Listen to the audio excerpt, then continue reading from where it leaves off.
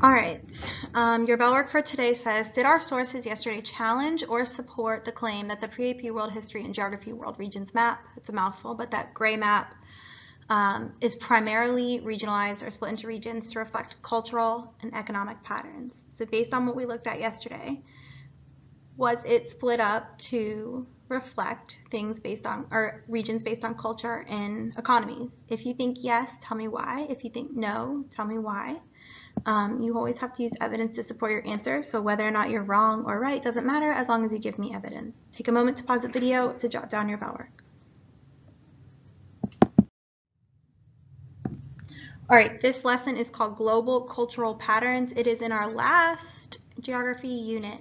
So after this unit, we are moving on to history, and we will be done with specifically looking at maps and sources.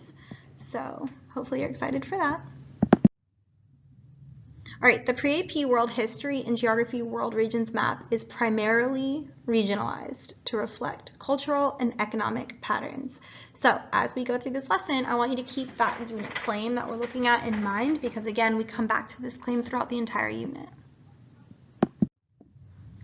As we review the following sources, you're going to do two things. You're going to examine the implications of the key and the title of each map. So every single time you look at a map, you need to read the key and you need to read the title. Otherwise, how do you know what you're looking at, right? You're also going to establish what the maps do and do not show. All right, source 4 is a map of the most common language in each country. So take a moment, pause the video, and jot down what the notes ask you to do for source 4.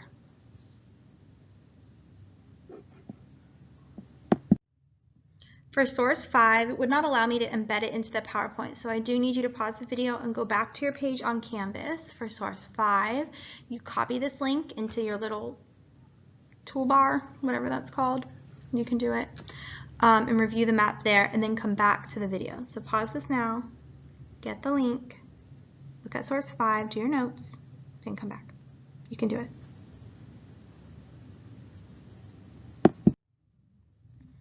All right, number 1 on your worksheet says, are there any similarities or instances where these two maps right here show similar regional boundaries? So do you notice similarities? The answer is yes. You have to tell me one. Jot that down, pause the video so you can answer number 1.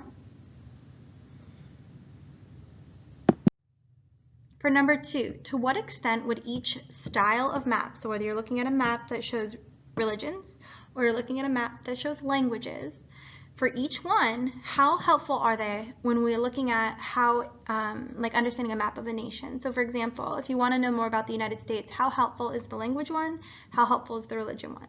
If you're looking at India, how helpful is it to look at the religion one? How helpful is it to look at the language one, right? Take a moment, pause the video to answer number 2.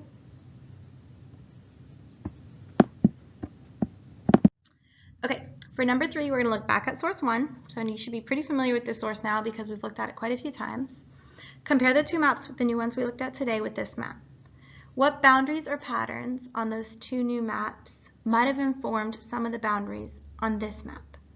So for example, I'm going to make this up, but let's say you're looking in East Asia, right here, right? Does East Asia happen to have like a similar boundary on either the religious or language map, right? So did you say like, oh look, you know what?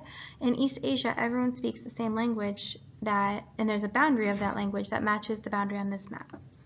The other part of the question is there a major trend on sources 4 and 5? So let's say you noticed, hey, in North America, they all speak the same language and there's a really common religion there that should be represented on this map that isn't, right? So North America is represented on this map.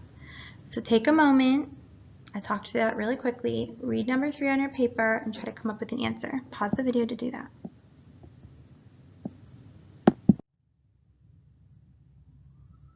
All right, the last part of your assignment today is to go back to Canvas again and get the link for the TED Talk. So this TED Talk video is called The 5 Major World Religions by John Bellamy.